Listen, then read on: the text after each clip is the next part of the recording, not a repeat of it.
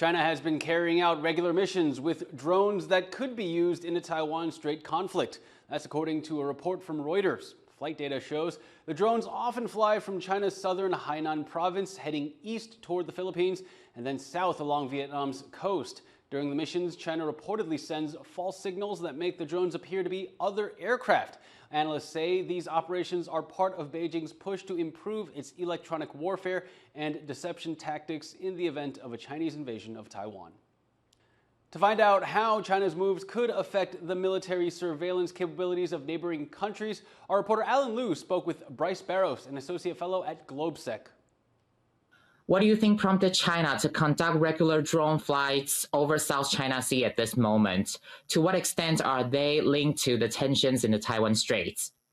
So I think they're linked to tensions in the Taiwan Strait just by the nature of Taiwan having territory that is controlled by it in the South China Sea, for starters. So any sort of Taiwan, or rather any South China Sea contingency inherently would involve Taiwan just by the nature of having the islands or the territories rather, that Taiwan administers within the South China Sea.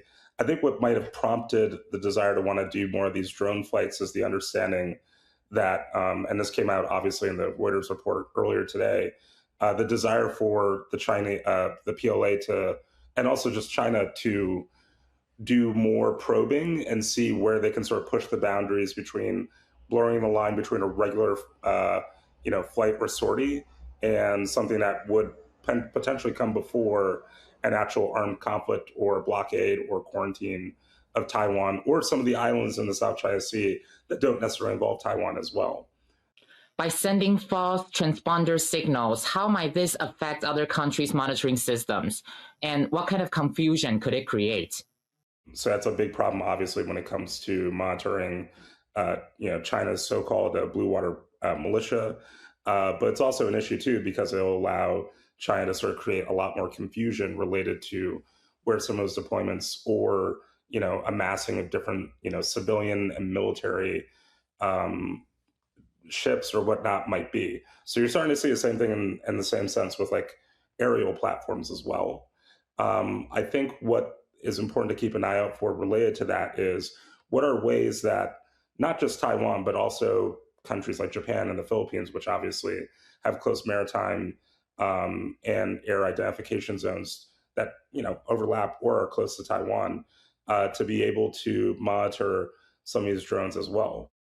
How can other countries, such as Taiwan, better respond to or counter such deception tactics?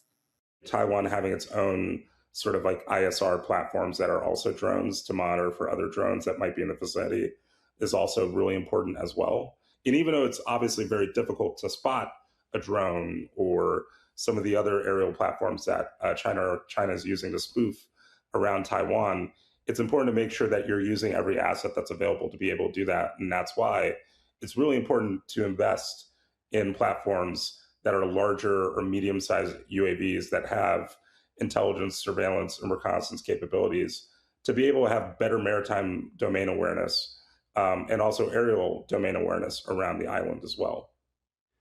That was Bryce Barros, an associate fellow at GlobeSec.